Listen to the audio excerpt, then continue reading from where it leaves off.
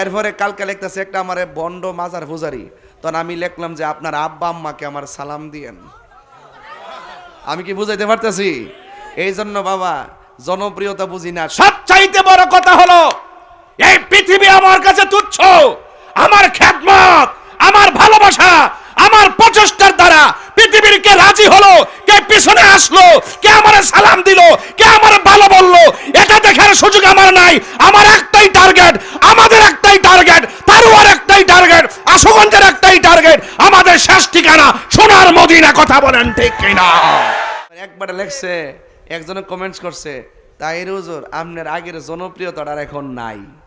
তা আমি তার রিপ্লাই করলাম যে ভাইজান আপনার জনপ্রিয়তা দেখে আমি অভিভূত, কিন্তু আপনার পাশের মানুষগুলো যে আপনারে চিনে না এগুলো শুনে আর দেখে আমি হতাশ হয়েছি। কথা কি বুঝাতে পেরেছি? আমি বুঝে এরকম একটু দিলাম আর কি হালকার উপরে।